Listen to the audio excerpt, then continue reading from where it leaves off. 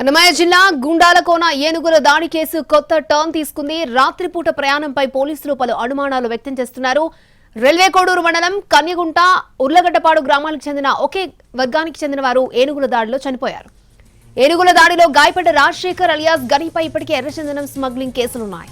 దీంతో ఎర్రచందనం స్మగ్లింగ్ కోసమే 30 మందిని రాత్రివేళ అడవిలోకి తరలించారా అన్న అనుమానాలు వ్యక్తమవుతున్నాయి. రాత్రి 12-1 గంట మధ్య రిజర్వ్ ఫారెస్ట్ లో ఎందుకు ప్రయాణించారు అన్న దానిపై ఆరా తీస్తున్నారు పోలీసులు. ఈ ఘటనలో గాయపడ్డ వారిని కూడా క్వశ్చన్ చేస్తున్నారు పోలీసులు.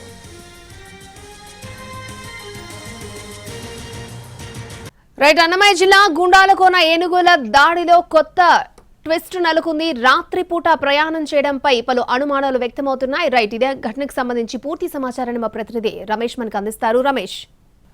అక్షయ, ఓబులవారిపల్లె మండలం గుండాలకోన వద్ద భక్తులపై ఏనుగులు దాడి చేసిన ఘటనపై పలు అనుమానాలు వ్యక్తం చేస్తున్నాయి. ఎందుకంటే నిన్న రాత్రి 12 నుంచి 1 గంట మధ్యలో ఈ యొక్క భక్తుల యొక్క బృందం అని చెప్పి ఎవరైతే అంటున్నారో ఈ 30 మంది వ్యక్తులు కూడా గుండాలకోన నుండి తలకోనకు ప్రయాణం చేసినటువంటి సమయంలో రాత్రి 1 గంట సమయంలో ఏనుగుల మంద వారిపై దాడి చేసింది. అయితే ఈ యొక్క దాడిలో 3 మృత్యువాత పడ్డారు.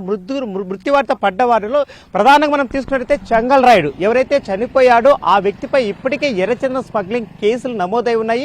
అంతేకాకుండా ఈ బృందానికి ముందు దారి చూపిస్తూ వెళుతూ ఉన్నటువంటి దినేష్ అనే వ్యక్తి కావచ్చు, అంతేకాకుండా మరొక వ్యక్తి గాయపడి ప్రస్తుతం తిరుపతిలో చికిత్స పొందుతున్నటువంటి రాజశేఖర్ కావచ్చు. సో వీరందరిపైన కూడా ఇప్పటికే స్మగ్లింగ్ కేసులు, ఎర్రచందనం స్మగ్లింగ్ సంబంధించినటువంటి కేసులు నమోదై ఉన్నటువంటి నేపథ్యంలో పోలీసు అధికార యంత్రాంగం ఆ దిశగా కూడా విచారణ చేపడుతూ వస్తుంది. అంతేకాకుండా గుండాలకోనలో ఈ రోజు నుంచి అన్నదాన కార్యక్రమం కావచ్చు, పూజా కార్యక్రమాలు ఉంటాయి. కానీ నిన్న ఎటువంటి కార్యక్రమాలు ఉండవు, అక్కడికి ఎటువంటి జన సంచారం ఉండదు.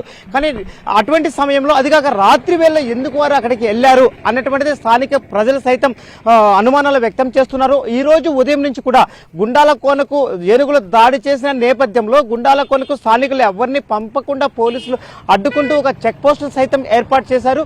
దీనిపై స్థానికులు తీవ్ర ఆగ్రహాన్ని సైతం వ్యక్తం చేస్తున్నారు. ఎందుకంటే వారు ఎర్రచందనం స్మగ్లర్స్ కాబట్టి వాళ్ళు రాత్రి వేళ అక్కడికి ప్రయాణం చేశారు. దేవుడి కోసం వెళ్లేటువంటి భక్తులైతే ఉదయం పూట మాత్రమే ప్రయాణం చేస్తారు. ఇక్కడ ఇంకొక ట్విస్ట్ మనం తీసుకున్నట్లయితే ఉర్లగడ్డపాడు అనేటువంటి ఊరు మనం రేణిగుంటకు అతి సమీపంలో ఉంటుంది.